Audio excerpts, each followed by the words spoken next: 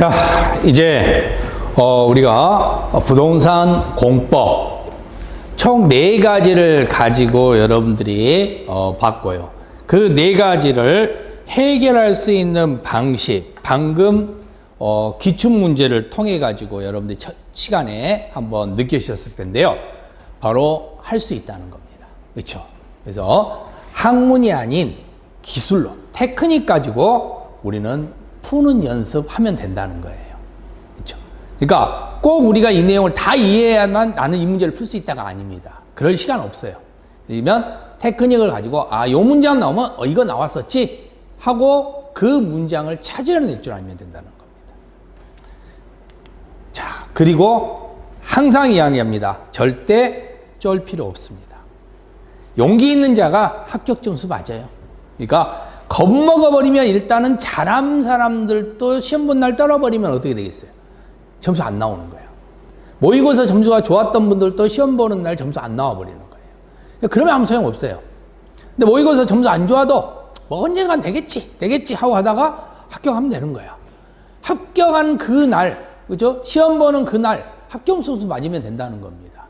그러니까 그런 걱정할 필요 없어요. 그래서 천천히 가더라도 끝까지 가면 되는 겁니다. 알겠죠? 천천히 가더라도 끝까지 가면 되는 거예요. 자, 앞으로 이제 우리 공법을 저하고 이제 공부하면서요. 우리가 보통 12월 과정에서는 기본서 기초인원 수업이었습니다. 그러면서 용어 정리집을 가지고 제가 공부를 했죠. 그래서 용어 정리를 제대로 알아야 앞으로 우리 공부하는데 상당히 큰 도움이 될 거예요. 그래서 여러분들이 1월달 강의에서 조금 귀가 잘 안 들리고 하시는 분들은 11월, 12월에 바로 이 용어 정리, 요 강의를 보셔야 됩니다. 아시겠죠? 이 강의를 한 번 정도 더 빨리 뭐 2배속으로 좀 들어본다든가 이렇게 하시면은 이 용어 정리가 된 순간에 1월 달께 보이게 되거든요. 자, 그래서 우리는 일단 공법 기초 알기인 11월, 12월 강의는 다 마무리가 됐습니다. 벌써 6개 단계 1단계가 끝난 거예요. 자, 이제 5개 단계 남은 겁니다. 그래서 1, 2월에는 기본 이론, 그렇죠? 그러면서 빈출 문제집과 함께 키포인트, 제가 지금 나눠드린 키포인트를 중점적으로 해서 공법 기본 알기를 가게 될 겁니다. 그렇죠? 그래서 빈출 지문집 같은 경우는 여러분들이 이제 제가 빈출 지문집에서 공인모 빈출 기출 문제 있죠? 거기에서 여러분들이 그 내용 자체를 거기서 뽑아가지고, 그렇죠? 그 공법 내용, 제가 그 공법 기출 문제는 제가 썼기 때문에 그 내용 뽑아서 여러분들에게 이렇게 하나씩 다는 매일 할 수가 없으니까, 그렇죠? 필요한 내용 좀 하고 그보다 조금 더 난이도 있으면 좀 다음에 하고 이런 식으로 하면서 계속적으로 진행을 해 나갈 겁니다. 그러면서 3, 4월 그리고 5, 6월, 7, 8월, 9, 10월 이렇게 구성을 해 나갈 거다라고 생각을 하시면 됩니다. 그렇죠? 그래서 이제는 앞으로는 5단계 남았다. 그래서 1, 2월에는 공법 기본 알기, 3, 4월에는 이제는 좀 알았으니까 공법 필수적 알기, 그리고 5, 6월에는 이제 문제 풀어야 되겠죠? 공법 문제 알기, 7, 8월에는 이제 지쳤잖아. 그렇죠? 공법 이 정도 하면 또 지칠 수 있으니까 지치지 말라고 공법 심폐소생 한번 하고 그리고 마무리해서 시험을 보실 수 있게끔 이렇게 하면 되는 겁니다. 그러니까 한 번 하는 게 아니야. 여러 번 해. 그죠? 여러 번. 그러니까 반복하고 또 하고 계속 한단 말이에요. 9월, 10월 달에는요, 그냥 매주 처음부터 끝 이렇게 하는 거예요. 그러니까 지겹게 가는 거야. 몇 번을. 그러니까 그렇게 하면 충분히 가능할 수 있다는 거. 한 번으로 끝나는 게 아니에요, 이게.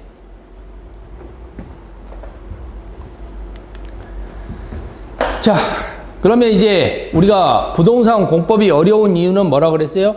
6개 법률이 있기 때문에 어렵다 그랬죠. 그러면 그 6개 법률이 뭔지 이것부터 우리는 생각을 해봐야 된다는 거예요. 자, 과연 도대체 우리는 뭘 배우느냐? 그렇죠? 자, 일단은 기본적으로 부동산 공법입니다. 그쵸? 부동산 공법. 자, 이 부동산과 관련되어 있는 공법이에요. 자, 그러면 법이죠. 그죠? 법. 자, 우리는 법은 한번 생각해 볼 수 있습니다. 자, 법이란 사람이 만든다는 거예요. 그렇죠? 기계가 하는 게 아니야. 사람이 하는 거예요. 그러니까 사람이 어떻게 만들겠어요? 생각지도 못한 것을 뭐 공상, 과학, 추리소설 써가면서 만들겠습니까? 그렇지 않지. 경험을 토대로 하는 거예요. 그래서 법은요, 나이가 어린 쪽보다는 나이가 어느 정도 많이 드신 분들이 법률적 마인드가 더 좋아요. 법을 공부해서가 아니라 경험을 했기 때문에. 그렇죠? 경험. 그러니까 살아가면서 인생의 경험을 하다 보면은 법과 많은 경험을 하게 돼 있는 거예요. 그러니까 당연히 법이라는 것 자체가 이제 나에게 익숙해지게 되는 거죠. 근데 어린 학생들은, 고등학생들이 제일 어려운 과목이 법과 정치. 이런 과목이에요. 왜? 법 나오니까 어려운 거야. 일단 무서운 거죠. 법 자체. 뭔 말인지를 모르는 거지. 왜? 경험이 없으니까. 자, 두 번째는 용어 이해가 50%입니다. 왜? 법률은 용어 해석이에요. 용어. 그렇죠? 법이 한자어란 말이에요. 한자. 근데 우리나라 법은 대륙법계예요. 즉 독일법입니다. 독일법을 일본이 가져왔어. 일본이 가져와서 다시 한국으로 가져온 거예요. 그러니까 독일법을 한자로 번역해가지고 한국으로 가져왔으니까 당연히 한자가 될 수밖에 없는 겁니다. 그러니까 어렵지. 말 자체가. 그래서 그 말을 알려면 용어를 알아야 된다. 근데 그 용어는 법률 사전 읽어봤자 결국은 영영사전하고 똑같다. 그러니까 법률 사전 읽어봤자 소용없다. 그렇죠? 그리고 국어 사전 봐야 되는데 국어학자들이 법률적인 것을 국어로 풀었을 수 있을 만큼의 법률을 아느냐? 그게 아니란 말이에요. 그럼 국어학자들도 어쩔 수 없이 법률 용어 사전에서 가져다가 쓸 수밖에 없는 겁니다. 그러니까 국어 사전도 법률은 어렵습니다. 그러면 쉽게 법률 용어를 볼 수 있는 것은 제가 11월, 12월에 여러분한테 드렸던 프린트. 고 법률 용어지. 요걸 보셔야 된다는 겁니다. 그건 쉽게, 최대한 여러분들이 뭔 말인지 알아볼 수 있게끔, 그죠? 풀어서 놓은 거기 때문에. 그래서 바로 그 법률 용어집을 꼭 가지고 다니면서 계속 활용하셔야 돼요. 뭐가 이해 안 되면 또 읽어보고, 또 읽어보고. 용어만 잘 계속 읽어봐셔도 돼. 그것만 해도 40점 된다 그랬잖아요. 자, 그리고 법은 길입니다. 자, 쉽게 말해서요. 시키는 대로 하면 돼요. 뭐뭐 해라. 그러면 하면 돼. 뭐뭐 하지 마라. 안 하면 돼. 그쵸? 안 하면 되는 거고, 하라면 하면 되는 겁니다. 그러니까 시키는 대로만 하면 되는 거예요. 법은 아주 간단해요. 시키는 대로. 그럼 그 법을 뭘 시켰는지를 알아야 될 거 아니야. 그쵸? 그래서 용어를 봐야 되는 거고, 길이니까 그런 대로 가면 되는 겁니다. 하라는 대로. 다른 길로 세지만 않으면 되는 거예요. 그리고 우리 공법은 엄청나게 많습니다. 그쵸? 부동산 공법만 있는 게 아니에요. 엄청나게 많은 법이 존재를 하는 거예요. 그러면 이 많은 공법들이, 그죠? 그 공법들이 다 다르냐? 그렇진 않아요. 공법이라는 공통점이 있는 겁니다. 그죠? 공법이라는 공통점.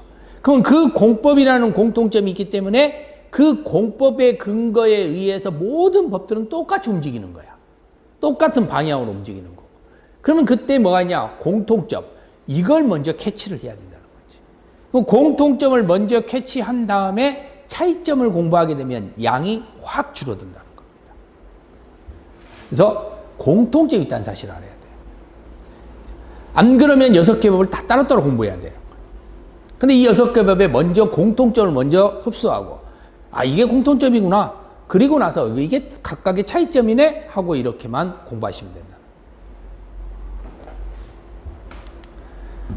자, 법은 이유가 있다는 겁니다. 만든 이유가 있어요. 그냥 만들어진 게 아니야. 그렇죠? 만든 이유가 있어.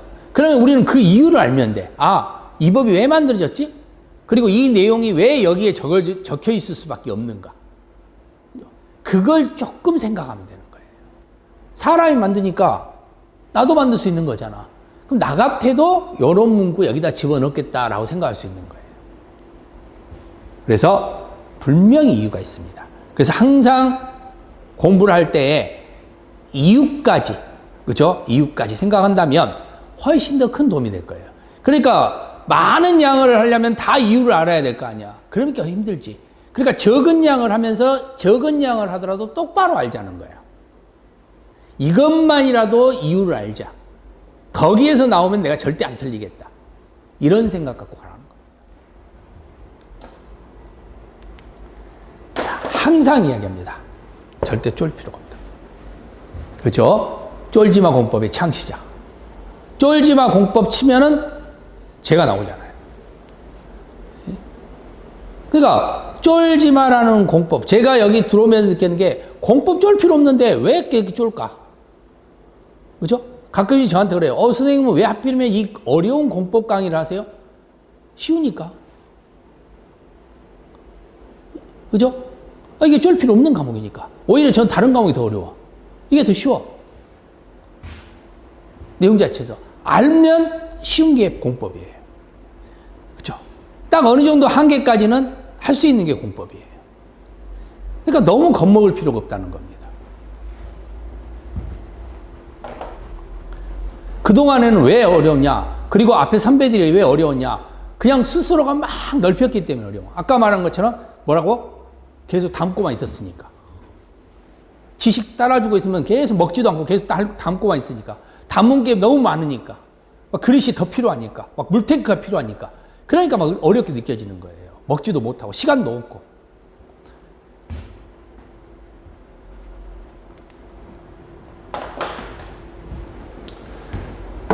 자, 부동산 공법. 부동산 공법은 일단 부동산이라는 겁니다. 자, 그러면 여러분들이 지금 이 공부를 하는 이유는 공인중개사죠. 공인중개사는 동산과 문제가 있습니까? 부동산과 문제 있습니까? 부동산. 그러면 결론은 무슨 소리냐? 부동산 공법이라는 것 자체에서 부동산은 모든 여러분들이 자격증을 따기 위해서 공부하는 1차 과목, 2차 과목의 공통점인 거예요. 그러니까 나중에 공부하다 보면 이거 공법에서 배웠는지 학개론에서 배웠는지 헷갈리는 게 뭐냐? 다 부동산이니까. 저도 부동산 이야기하고 학개론 시간에 부동산 이야기하고 중개법 넣는 시간에 부동산 이야기하고 다 부동산 이야기하는 거예요. 이게 부동산이라는 겁니다. 그럼 차이점은 뭐겠어요? 공법이에요. 그쵸? 중개법령하고 공법의 차이점은 중개법령이라는 과목과 공법은 우리는 공법이라는 겁니다. 국가가 개입이 있다는 거예요. 그렇죠? 국가가. 그러니까 국가가 감나라 배나라 개입할 수 있는 경우 이게 공법이 되는 거예요. 그래서 국가와의 충돌성 문제가 생기는 겁니다. 자, 그럼 부동산. 부동산은 뭐냐? 움직이지 않는 거. 움직이지 않는 게 뭐냐? 토지와 그 정착물. 그렇죠? 자, 부동산이 아닌 건 동산일 거고 동산이 아닌 건 부동산일 거예요.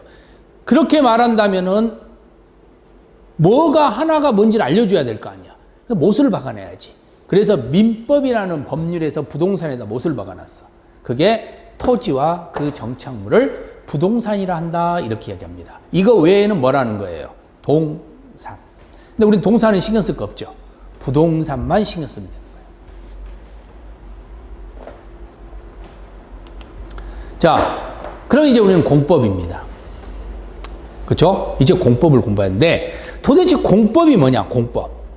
그렇죠? 공법. 자, 공법이라는 것 자체는 말 그대로, 그죠? 말 그대로 개인과 개인 간의 충돌이 아니에요. 즉,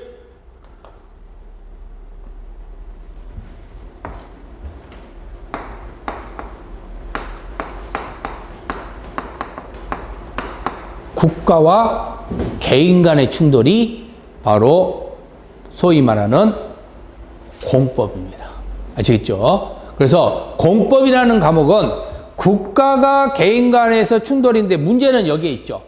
국가에서 법을 만든 거잖아. 그러니까 화살표가 이렇게 돼버려요. 일방적이지. 국가가 명령을 하고 금지를 시키는 겁니다. 뭐뭐 해라, 뭐뭐 하지 말라 하고 국가가 명령하고 국가가 금지시키는 법, 이게 공법이 되는 겁니다. 있죠? 그러면 반대로 사법은 개인과의 개인 문제예요. 그러니까 대등주의지. 그렇죠? 개인과의 개인 문제. 그러면서 분쟁이 생기니까, 분쟁 생기면 서로 뭐 돈 주네 안 주네 하고 막 칼 들고 난리 칠 거 아니야. 그러니까 개인과 개인과의 분쟁에서도 법이 간섭을 하겠다는 거예요. 그죠? 그래서 법이 중재를 해주겠다는 겁니다. 그러니까 법이라는 것이 중재 역할을 하는 거예요. 여기도 어찌 보면 이 법이기 때문에 법이 뭐 해주겠어요? 중재 역할을 하는 거예요. 근데 중재 역할을 하는 건데 말이 중재지 누구 입장에서 생각을 해야 된다는 거예요? 국가 입장에서. 그래서 공법을 공부할 때는 내가 빙의가 돼야 되는데 어디 쪽으로 빙의가 돼야 되느냐라고 본다면 바로 국가의 입장으로, 지방자치단체의 입장으로 빙의가 돼야 되는 거예요. 그러니까 내가 시도지사 해야 돼. 그죠? 내가 시장이고, 내가 군수고, 내가 장관이고, 내가 이렇게 가야 된다는 거예요. 그래서 어디 때는 장관으로 빙의를 해야 될 거고, 어떨 때는 도지사로도 빙의해야 될 것이고, 어떨 때는 시장으로도 빙의를 해야 될 거고. 그러니까 자기 자신이 그쪽으로 빙의를 해서 가야지 절대적으로 약자인 개인으로 빙의하면 안 된다는 거예요. 그렇죠? 개인으로 빙의하는 순간에 공법이라는 이 근거가 다 사라져 버리는 거예요. 오히려 이쪽에 생각이 되는 거지. 대등주의처럼. 그럼 억울하잖아. 억울하니까, 아니, 왜 이렇게 내가 갑자기 억울해지지? 왜 내가 갑자기 억울해지지? 그러니까 억울하니까 공부가 안 되지, 당연히. 그죠? 그쪽 입장은 생각을 못 하는 거지. 왜 나를 때리지? 나를 때리긴 때렸는데 내가 맞기는 맞았는데 내가 왜 맞아야 되는지 몰라. 근데 때리는 입장에서 생각하면 때릴 수밖에 없는 거야. 미안해. 미안하지만 나는 어쩔 수 없이 너를 때릴 수밖에 없어. 왜? 다른 사람들 위해서. 다른 사람들 위해서 너를 때릴 수밖에 없는 거예요. 근데 맞은 사람 입장에서 억울하지. 왜 내가 다른 사람한테 위해가지고 내가 왜 대를 위해서 소가 왜 희생을 해야 되지? 이런 생각 한단 말이에요. 그러니까 억울할 수밖에 없으니까 문제가 안 보이는 거예요. 근데 때리는 입장이 된다면, 이래서 때렸구나. 이래서 때릴 수밖에 없구나 하는 걸 볼 수가 있어. 그러면 이게 보이기 시작하는 겁니다. 그래서 공법은 항상 누구의 입장에서 봐야 된다는 거예요? 국가 입장에서. 아시겠죠? 그래서 공 입장에서 판단을 해야 돼. 내가 공이다라고 생각을 해야지 내가 당하는 개인이다라고 생각하면 절대 문제 풀지 못한다는 겁니다.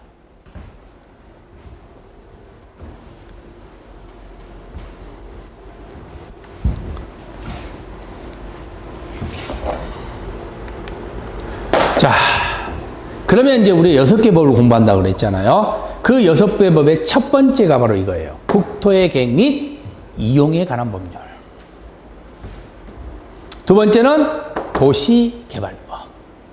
세 번째는 도시 및 주거환경 정비법. 너무 기니까 정비법. 국토계획 및 이용에 관한 법률 너무 길잖아요. 그러니까 국토계획법. 그래서 국토계획법 이렇게 짧게 쓰는 거고 정비법 이렇게 짧게 쓸 겁니다. 자, 그리고 건축법, 그리고 주택법, 그리고 농지법 이렇게 나와요.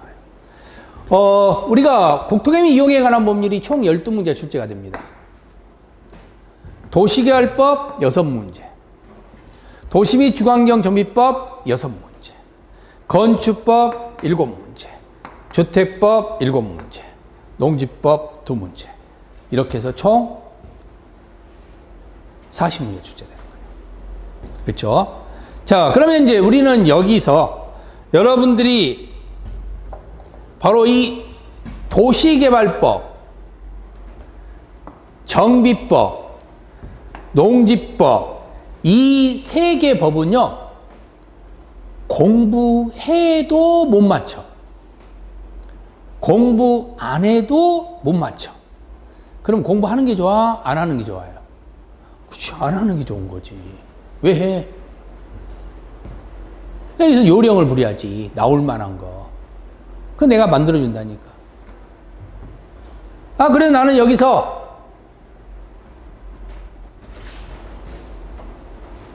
세 개만 맞히겠다.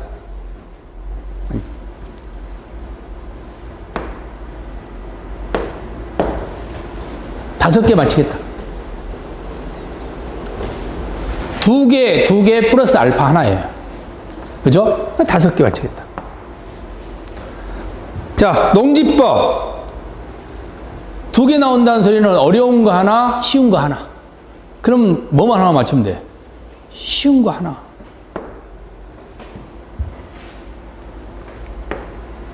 그래서 여기서 6개만 맞추면 되는 거예요. 있죠? 여기서 6개. 자, 요 건축법. 우리는 보통 건축법이라고 주택법은요, 공부를 좀 하면은 약간 접근이 가능해요. 왜? 경험이 좀 있기 때문에. 그렇죠? 그러니까 일반적으로 우리가 주어들은 상식이 있는 게 여기에요. 여기는 상식이 없어. 도시개발법, 정비법, 농지법 이쪽에는 상식이 없어요. 근데 이쪽에는 좀 상식적인 게 생기고, 아, 건축법, 저거 용어 들어봤네? 주택법, 저거 들어봤네? 뭐 이런 것들. 그러다 보니까 주택법이나 건축법에서는 여러분들이 접근하기가 쉽습니다. 그래서 여기는 8개까지 여러분들이 노릴 수가 있는 거예요. 그렇죠? 8개. 4개씩. 그죠? 4개씩. 그러니까 중급 문제까지만 맞히면 돼. 상급 문제 2개는 날리면 돼. 안 맞춰도 된다고. 그죠? 그래서 결국은 중급 문제급에서 4개씩 해서 총 8개 정도. 자, 그러면은 여기서 여기를 합치면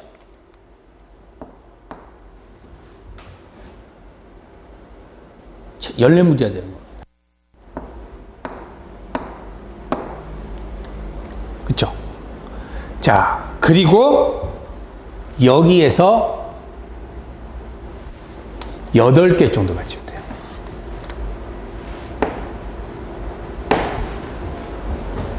그쵸?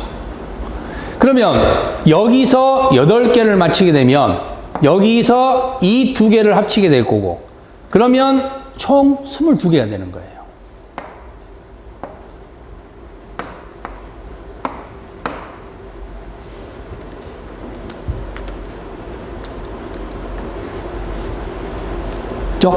그 22개를 목표로 여러분들이 달려가면 되는 거예요. 거기다가 이제 플러스 2개를 맞히느냐 못 맞히느냐에 따라서 이제 뭐가 되겠어요? 60점이냐 아니면 55점이냐. 그러니까 55에서 60점 형태를 여러분들이 가져가면 되는 거예요. 그죠? 나중에 우리가 오지선다행이잖아요. 총 5개. 1번, 2번, 3번, 4번, 5번이 있겠죠. 자, 근데 40문제잖아. 그러면 정답이 1번일 확률, 2번일 확률, 3번일 확률 이게 있겠죠. 그러면 한쪽으로 절대 몰지 않거든. 그러면 보통 기본이 8개예요. 아시겠죠? 8개. 그러면 8개니까 5, 8에 40문제 아니야. 1번도 답이 8개일 수 있고 2번이 8개일 수 있어. 근데 답이 좀 많이 나온 쪽으로 가면 10개가 돼요. 적게 나온 쪽으로 가면 6개입니다. 최소 6개는 나오는 거야. 그러면 22개 맞춰놓고 나서 안 나온 번호가 있겠죠. 뭐 3번이 안 나왔다든가 4번이 별로 안 나왔다든가. 그러면 그 번호로 밀어붙이면은 2개 이상은 맞춰요. 그러니까 22개만 맞춰도 몇 점은 나온다는 소리예요. 60점은 나온다는 소리예요. 그 요령을 우리는 계속해서 연습해 나가면 되는 거예요. 알겠죠? 그러니까 그게 중요한 거예요. 그러니까 24개 충분히 맞출 수 있는 거예요. 그러니까 먼저 여러분들이 판단할 때 그럼 대부분 어디 쪽에다 공부를 집중으로 해야 되겠어? 여기. 국토개미 이용에 관한 건 여기다가 집중을 해야 되는 거예요. 이 법률과 건축법, 주택법, 이 3개 법. 이걸 기본법이라고 할 거예요. 그래서 그 3개 법을 주축으로 정리를 할 겁니다. 그리고 도시개발법, 정비법, 농지법은 여러분들한테 이렇게 키포인트처럼 만들어 줄 거예요. 나올 만한 거. 그 키포인트 나온 것만 계속 보면 되는 겁니다. 그럼 충분히 접근이 가능한 거예요.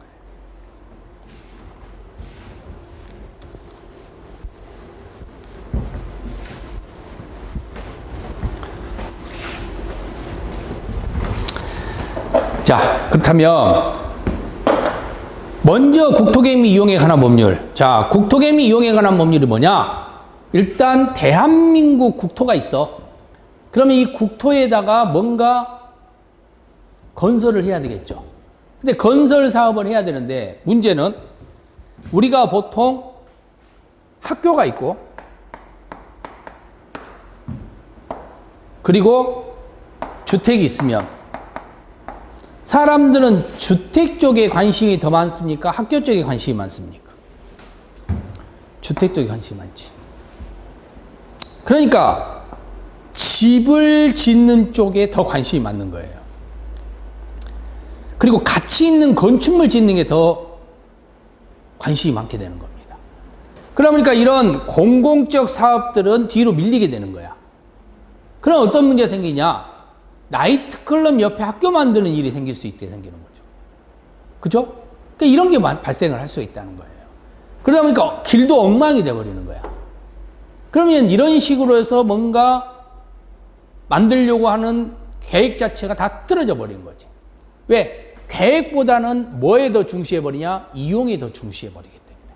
그래서 예전에는 국토계획법, 국토이용법 법률을 따로 하다 보니까 이용 쪽에다가 관심을 던져두고 계획은 뒤처지더라는 겁니다. 그러니까 안 되겠더라는 거예요. 엉망이 되니까. 그러니까 이런 식의 경험을 해봤어. 신도시 같은 걸 만들면서. 그 경험을 해봤으니까 이제 어떻게 되겠어요? 이제 한번 소 잃어봤잖아. 그 외양간 고쳐야지. 그래서 이제 만든 제도가 계획을 세워서 이용을 하라. 주택은 어디다 만들 건지, 학교는 어디다 만들 건지, 어떤 식으로 만들 건지, 이런 계획을 좀 세워라는 거야. 그럼 계획을 먼저 딱 세운 다음에 그리고 나서 이용을 하게 되면은 깔끔해질 거 아니야. 그쵸?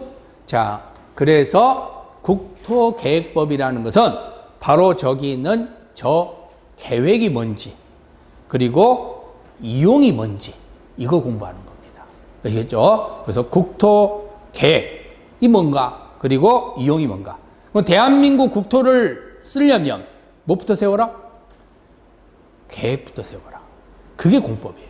아시겠죠? 대한민국 국토를 쓰려면 계획부터 세우고 해라. 그렇죠? 그 계획은 누가 세운다? 내가 세우는 게 아니라 공이 세운다는 겁니다. 국가기관이 세워준다는 거예요. 자, 그 다음에 이제 도시개발법이 있네. 도시개발법이라는 건 뭐냐? 도시개발법은 도시를 개발하는 겁니다. 그러면 아무것도 없는 논밭이 있을 거예요. 이 논밭에다가 결국은 땅을 뺏어오겠죠. 그죠? 누가요? 국가가. 그러니까 수용하는 거야, 땅을. 수용해와서 여기에다가 이제 대지를 만듭니다. 그러면 이 대지를 만들어가지고 여기서에다가 건축물을 만들겠죠? 그러면서 도시를 만드는 거예요. 이게 신도시야. 그러니까 아무것도 없는 무에서 유를 창조해 나가는 거. 이것을 도시개발법이라고 이야기를 하는 겁니다. 근데 마찬가지로 이것도 대한민국 땅을 활용하는 거잖아. 그럼 아까 대한민국 땅을 하려면 뭐라 그랬어? 계획 세우라 그랬죠? 이용하라 그랬잖아. 그러니까 국토계획법 내용인데, 그런데 도시개발법에 관련된 신도시법은 여기는 또 내용이 너무 많더라는 거예요. 그럼 국토계획법에다가 집어넣고 하자니 따로 여기 있는 내용을 빼온 겁니다. 아류법이라고 생각하시면 돼요. 이것도 하나의 국토계획법 내용 안에 들어있는 내용이야. 근데 신도시법으로 따로 빼온 겁니다. 자, 그래서 여기서 중요한 건 어떻게 시행을 할 것인지, 그리고 또 나눠지게 해야 되겠죠? 어떻게 땅을 또 이 사람들한테 나눠줄 건지. 자, 도시및 주거환경 정비법이에요. 자, 도시및 주거환경 정비법은 이미 건물이 있습니다. 단독주택이 있고 공동주택이 있어요. 이미 만들어져 있어. 근데 단독주택이라는 것은요, 그죠? 단독주택. 자, 이것을 없애고 무슨 주택을 만들어야 되겠어? 공동주택을 만들어야 되겠죠? 그러니까 단독주택을 없애고 공동주택을 만들려면 여기 있는 땅이나 건물을 받아와야 되겠죠. 근데 무조건적으로 하는 게 아니라 노후화된 거, 오래된 거. 오래되면은 신도시가 구도시가 될 거 아니야. 그럼 구도시가 되면은 안 좋아질 거 아니에요. 그럼 다시 만들어야 될 거 아니야. 자, 그래서 이렇게 재개발 사업이 이루어지는 겁니다. 이 공동주택은 이미 만들어졌잖아. 길도 괜찮아. 근데 길은 손댈 거 없어. 뭐가 문제예요? 집이 문제지. 집이 오래된 거니까. 그럼 집을 무너뜨리고 다시 집을 짓는데 이왕이면 높게 짓겠어? 낮게 짓겠어요? 높게 짓겠죠. 그래서 여기를 재건축이라고 하는 겁니다. 그래서 이런 재개발이나 재건축을 도시 및 주거환경 정비법, 즉 정비법에서 다룬다고 생각하시면 돼요.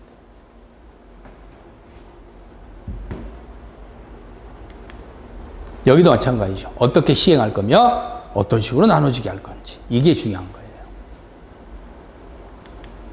자, 건축법이 있어요.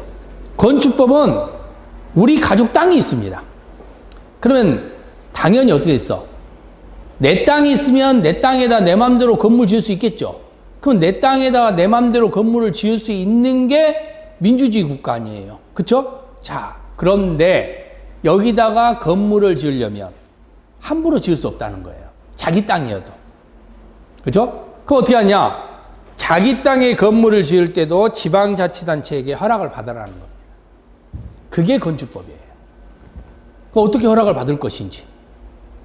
그죠? 이런 것들이 나와야 될 거 아니야. 그걸 뭘 허가를 받는 것인지. 이런 게 바로 이제 건축법 내용이다. 자, 주택법. 주택법에도 건물을 짓는 건데, 주택법인데 우리는 주택은 크게 둘로 나눕니다. 30개 이상 주택을 건설하면은 주택법으로 가고요. 29개까지는 건축법으로 가는 거예요. 그러면 건축법상에 29개까지 집을 지을 때는 그건 당신들이 알아서 만들어서 집 있는 사람한테 팔아먹든 집 없는 사람한테 팔아먹든 간섭 안 하는 거지. 근데 30개 이상은 여기서 주택을 만든 사람들은 이 집을 이 사람한테 줘라. 우선적으로 이 사람들한테 나눠줘라. 이렇게 누가 간섭을 한다는 거예요, 이제? 국가가 개입하겠다는 거예요. 그렇죠? 아, 그랬잖아. 공법은 누가 개입한다고? 국가가 개입을 한다고. 그러니까 개입이 들어가는 거야. 자, 그러면서 30개 이상의 단독주택을 지을 때 이 단독주택을 어떻게 배분할 것인가? 국가가 개입하는 겁니다. 자, 공동주택을 30개 이상 지을 때 역시 누가 개입한다는 거예요? 국가가 개입하는 겁니다. 그래서 여기서 중요한 것은 건설 공급이에요. 그렇죠? 건설을 어떻게 할 거고, 아무한테나 건설 맡기면 안 될 거 아니야. 나중에 무너지면 안 되니까. 또 공급이 또 중요하겠죠. 공급은 어떻게 할 것인지. 그죠? 공급은 어떻게 할 것인지. 그래서 요 내용을 가지고 여러분들이 주택법에서 공부를 하는 겁니다. 자, 마지막으로 농지법 있어요. 농지법은 아까 우리가 농지가 있으면 이 농지에다 신도시를 만들었죠. 그렇게 되다 보면은 농촌에 있는 땅은 다 어떻게 되겠어요? 다 없어져 버리는 거예요. 그럼 1차 산업이 무너지게 되는 겁니다. 그럼 1차 산업이 무너지면 되겠어요? 안 되겠어요? 안 되지. 그쵸? 그래서 1차 산업이 무너지지 않게끔 해야 되겠죠. 그래서 만든 경우가 1차 산업을 함부로 손대지 못하게끔 보존하게 해요. 그쵸? 함부로 손대. 근데 손댈 수밖에 없는 경우가 있어요? 없어요? 있어요. 그쵸? 손댈 수밖에 없는 경우. 왜? 아까 신도시는 어쩔 수 없이 논밭에다 만들어야 되니까. 그러면 함부로 이것을 손대지 못하게끔 해야 될 거고, 그러면은 이제는 허락받고 하라는 겁니다. 그죠? 그게 옆에다가 이렇게 건물을 만들려면 이건 농촌의 땅이었는데 농촌의 땅이 다른 걸 변해버린 거잖아요. 이걸 우리는 전용이라고 그래요. 알겠죠? 전용됐다고 합니다. 바뀌었다는 거지, 땅이. 그죠? 땅이 농사 짓는 땅에서 다른 걸로 바뀌었다는 거예요. 그럼 전용하려면 함부로 할 수 있어야 되겠어요? 없어야 되겠어요? 없어야 되는 거예요. 그럼 어떻게 하느냐?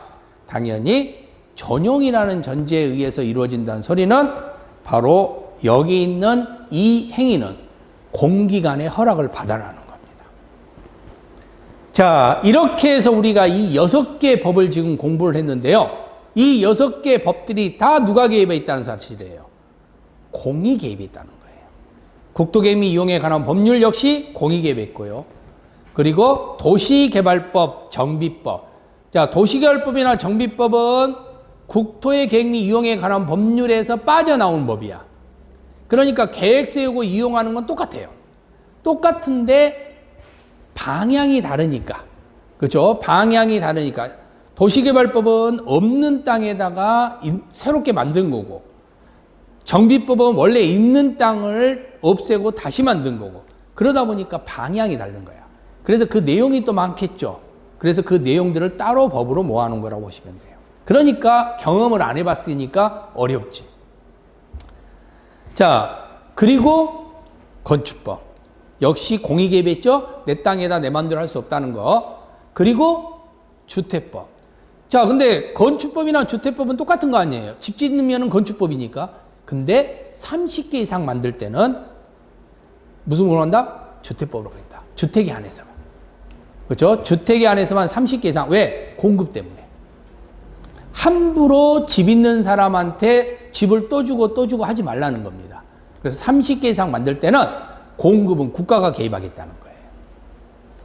자, 그리고 마지막으로 농지법. 농지법인 경우에는 1차 산업을 유지시키자는 겁니다. 그럼 그 1차 산업을 유지시켜야 되는데 할 수 없다면, 그죠? 할 수 없다면 그때는 함부로 할 수 없게끔, 그죠? 공이 개입을 해서 최대한 막을 수 있게끔, 그리고 어쩔 수 없으면 해줘야 될 거 아니에요. 그죠? 그래서 공이 개입해서 전용을 할 수 있게끔 이렇게 해서 만든 법이다. 그렇게 해서 여러분들이 요 6개 법을 바로 우리 부동산 공법에서 공부를 하는 거예요. 이거 외에도 부동산과 관련되어 있는 공법은 또 있습니다. 그죠? 뭐 개발 제한과 관련되어 있는 법도 있고 산지와 관련된 법도 있고 여러 법이 있는데 이 정도까지는, 그 정도까지는 여러분한테 필요하지 않다는 거야. 여러분들이 공인중개사로서 요 6개 법 정도만 알면 된다는 거예요. 근데 이 6개 법을 대단하게 엄청나게 많이 보고 와라? 아니라는 겁니다. 기본만 알고 오면 되는 거예요. 이 6개 법이 왜 탄생했는지, 그리고 이 법의 주요 내용이 뭔지. 근데 출제를 계속 오랫동안 30몇 회까지 내다 보니까 낼 만한 문제는 다 냈을 거 아니야. 그러니까 지역적인 문제들이 출제가 되겠지. 그러면 여러분들이 맞춰야 될 문제는 24문제니까 16문제는 어려운 거 나오더라도 신경 쓸 필요가 있다? 없다? 없다. 아시겠죠? 그 16문제에 신경을 쓰지 말라는 겁니다. 그냥 나는 기본 24문제, 그 기본 24문제는 잘 정리하시면 된다는 거예요. 그러니까 보통 시험 문제가 어렵게 나오면은 10개 어렵게 내는데 이번 시험 같은 경우에 33회의 경우에는 바로 14개를 어렵게 낸 거예요. 그러면 10개 어렵게 됐던 시험이 14개 어렵게 됐잖아. 근데 우리가 포기해야 될 시험 문제는 16문제 아니야. 그럼 16문제면 아직도 4문제가 더 있다는 거예요. 그렇죠? 그럼 아직도 4문제가 더 남은 거야. 포기해야 될 문제가. 근데 2문제 어렵게 됐으면은, 14개 어렵게 했다고 하더라도, 아직도 계속해서 16개까지 어렵게 되면은, 그때까지는 우리는 기다리면 된다는 겁니다. 왜? 우리가 맞춰야 될 문제는 24문제만 되니까. 또 어렵게 되면은 우리 한 20개만 맞추면 되는 거예요. 20개만 맞춰. 나머지는 아까 안 나온 번호 내리 찍으면 된다니까? 그럼 24개 나온다고. 걱정 안 해도 된다고. 자, 이렇게 해서 우리가 총 6개 법을 한번 확인을 한번 해봤고요. 자, 이제 쉬었다가 여러분들이 드디어 본격적으로 우리 교재 내용으로 들어가서 이제 국토개미 이용에 관한 법률을 가지고 공부를 해보도록 하겠습니다.